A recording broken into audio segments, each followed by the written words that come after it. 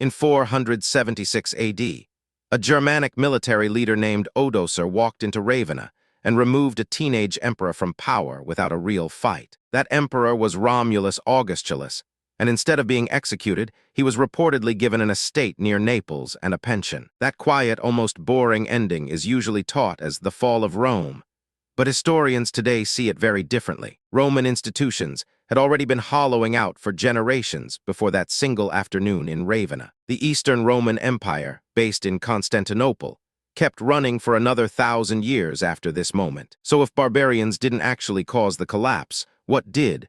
And why does that answer matter today? The real story starts almost 2 centuries earlier, with a period historians call the 3rd Century Crisis. That era alone reshaped how the Roman state functioned for the rest of its existence. During roughly 50 years in the 200s AD, Rome cycled through more than 20 emperors, and many of them were assassinated by their own troops. That kind of constant political instability made long-term planning, investment, and stable governance almost impossible across the empire. Roman generals learned that assassinating an emperor could open the throne to whoever controlled the strongest legion at that moment. At the same time, Rome's currency was quietly falling apart. The silver content in the denarius, Rome's main coin, dropped drastically during this same 3rd century crisis. As silver content fell, prices rose, and the empire slid into serious inflation that eroded trust in Roman money itself. Merchants and soldiers alike began losing confidence in coins that were worth less silver than their face value claimed. Fixing a debased currency required either more silver,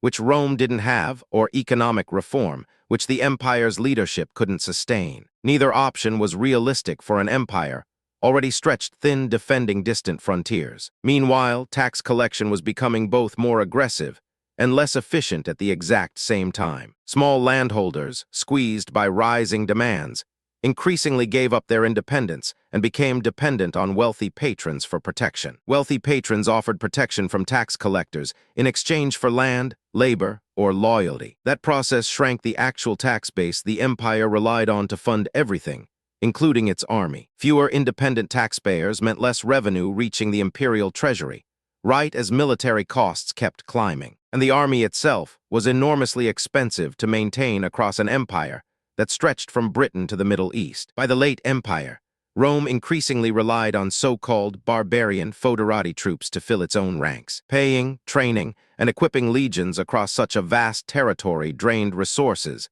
the empire could no longer easily replace. That detail matters enormously. The line between Roman defenders and the peoples supposedly threatening Rome had become genuinely blurred. Administrative bloat added another layer of strain under later emperors like Diocletian and Constantine. Diocletian's reforms did stabilize parts of the empire temporarily, but they also locked people into rigid, hereditary occupations meant to guarantee tax and military output. Bureaucracy grew increasingly rigid and hereditary, making the empire harder to run efficiently even as its problems multiplied. Then in 395 AD, the empire was permanently divided into western and eastern halves. The wealthier, more defensible east kept its resources and its stability, while the west bore disproportionate frontier pressure with far fewer resources to handle it. This is the moment historians point to as the real structural fracture, not any single battle or invasion. Resources, grain supplies, and skilled administrators increasingly flowed toward the east, leaving the west to fend for itself. Now here's where the popular barbarians did it. Story gets partly right and mostly wrong. Migrations and invasions by Goths, Vandals, Huns, and other groups were absolutely real, and they absolutely hit the Western Empire hard. These weren't small raiding parties either.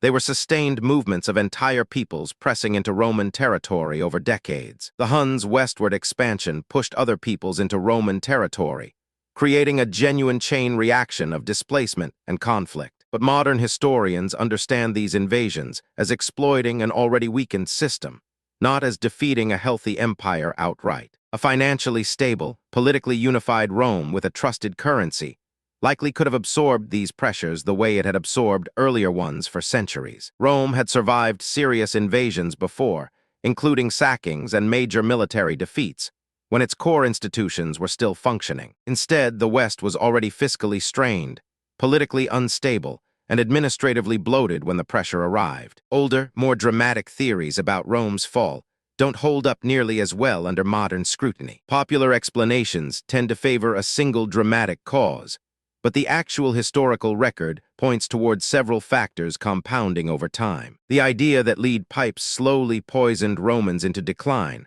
lacks strong archaeological or toxicological support as a civilization-ending factor. Edward Gibbon's 18th century argument that Christianity weakened Roman military virtue is treated by most historians today as a peripheral factor at most. Neither theory explains the specific fiscal, political, and administrative breakdown that modern historians can actually trace through the historical record. Historians like Peter Heather and Brian Ward Perkins have pushed back hard against another modern trend: the idea that Rome's fall was a gentle, peaceful transformation. Their work is a direct response to academic trends that downplayed the disruption and suffering the collapse actually caused. Their research emphasizes that this was a genuine, often violent collapse with real economic and demographic consequences for ordinary people living through it. Trade networks broke down, urban populations shrank, and material living standards measurably declined across much of the former Western Empire. Archaeological evidence across the former Western provinces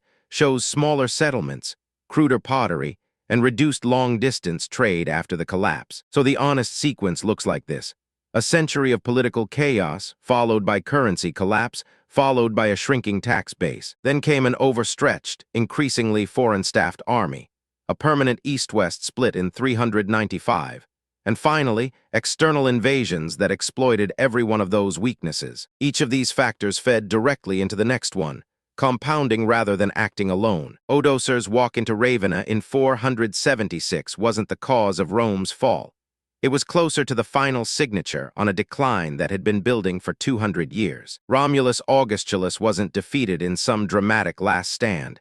He was simply removed, because by that point the Western Roman state barely functioned as one. The Eastern Empire's survival for another 1,000 years is the clearest proof that Rome itself wasn't doomed.